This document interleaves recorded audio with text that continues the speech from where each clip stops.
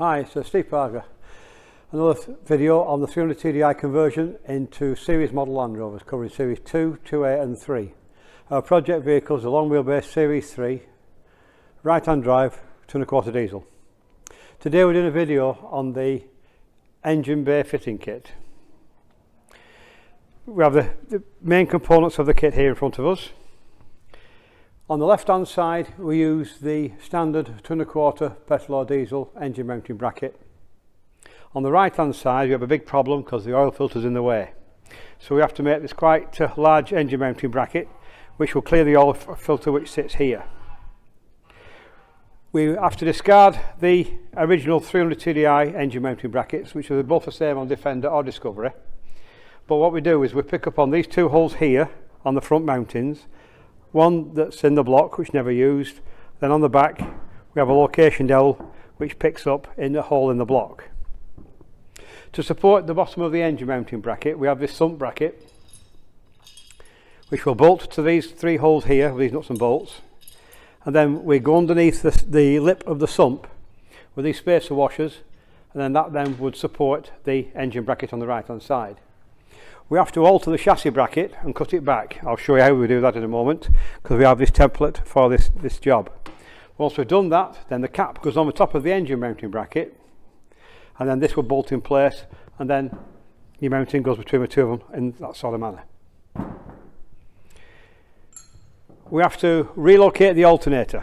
The reason being is on long wheelbase models the alternator was fell on the chassis, and you'll see in a moment when we go on to the engine bay shots that the left hand side of the engine is very confined with all the pipe work, etc. So we relocated the alternator, and this is the mounting bracket we have for the job. That fits now on top of the timing case cover. We include a new fan belt. Now this is what I mentioned before about power steering. If the power steering pump is being retained, you would need a different belt, and we need to let us know when you order it because the belts are longer. Otherwise you would get the standard belt. We have to alter the turbo outlet and we have to rotate it so it now points vertical up. To do this you've got to take it off the engine, so we're supplied with a new manifold gasket to put it back. Once we turn it round we have to re-drill and tap the turbo housing, two M6 screws, and to reposition the turbo boost control module. We supply with the oil pipe gasket, the copper washers for the oil return, and two new screws, and the little clip, the one that always disappears across the workshop. It's in there. We have to remove the EGR the EGR valve. We put a blanking kit on it in its place, and that's that. Now all this kit comes with the full instructions and telling you in detail how to fit it. Now we'll just wander around now and have a look in the engine bay, and then we'll show you some of the components fitted.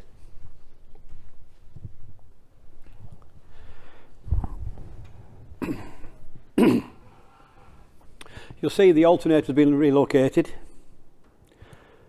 on top of the timing cover there.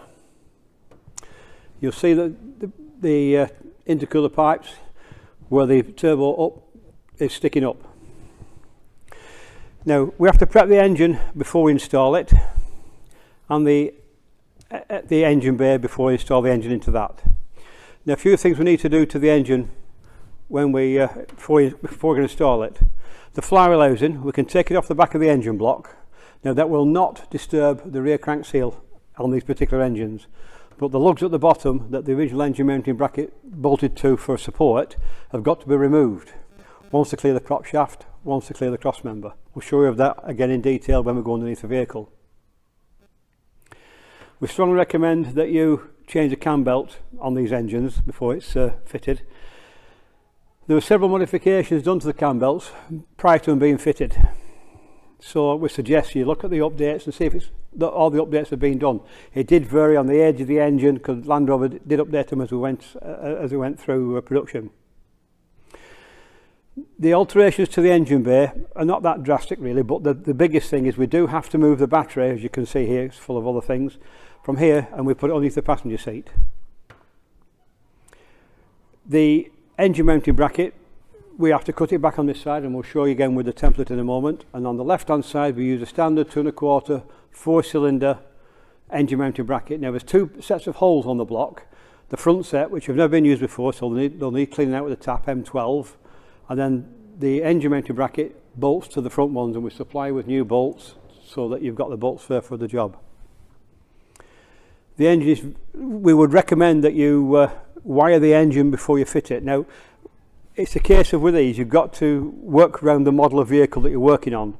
If you get the engine harness from the 300 TDI, either Discovery or Defender, doesn't matter which, and you can use all the fittings that fitted to the engine then into the wiring. Now on Series 3s, we have an engine bay plug, which you can't see from over there, but there's a plug down here, and you can splice the wiring from the sensors, etc., into that, and literally just plug it into the vehicle when you install it. It makes life a lot easier. But earlier models, because bearing in mind we're going from Series 2 onwards, which were positive earth, you need to change it to negative earth, but the wiring is not unplugged, you just have to splice it in and do what you have to do, as well as change from dynamo to alternator. We'll give you some basic general information on doing this in the various kits as we go along. What we'll do now, we'll just show you the engine bay kit again. Will I take the vehicle up on the lift, and then we'll have a look underneath.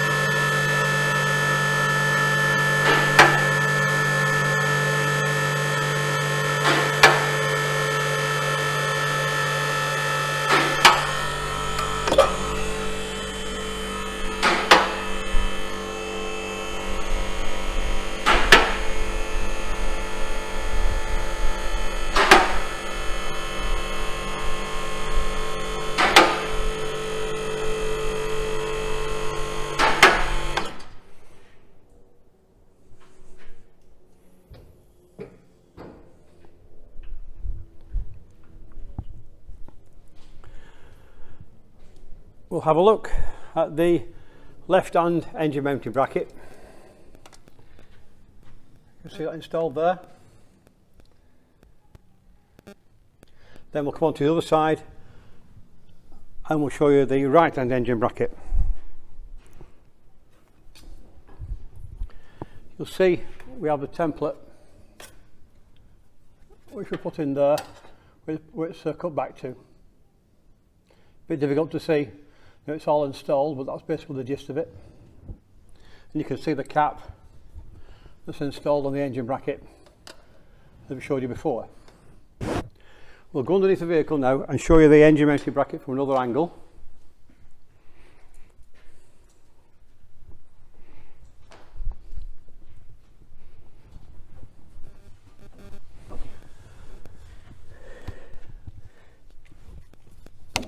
You'll see the close proximity of the oil filter to the engine mounting bracket.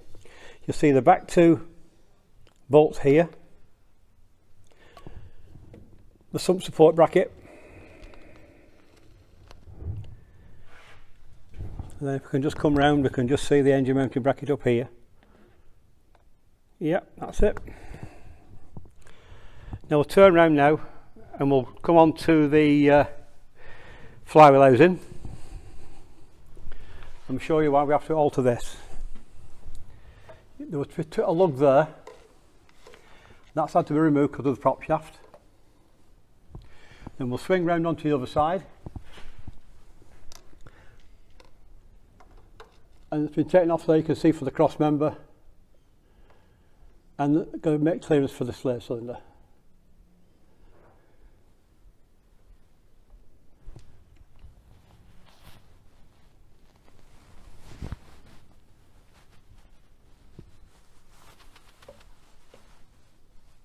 It's a bit hard to see because there's not much room down here, I'm afraid. There we go, we've got it. That's it up there. Yep. We'll swing round now and we'll show you the radiator mounting brackets, which is one of the reasons why we suggest to customers that they buy the cooling system kit along with the engine mounting kit. We've got a bracket up here. That's it. Which is drilled to the cross member, and the same on this side. come round here, that's it, you've got it there.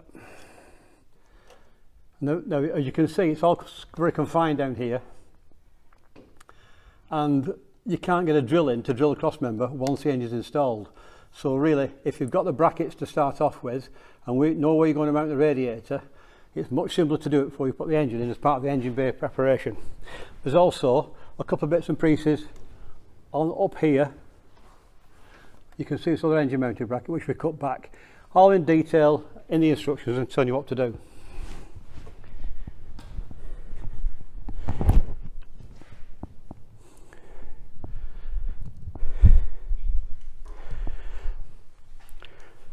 Well, that concludes today's video. I hope you found it of help. All these parts are available from Steve Parker's. Look on our website, there's lots of information there. That's the basic outline of it, what it's all about. Hope you've enjoyed the video and found it very informative. Thanks for watching. Bye for now.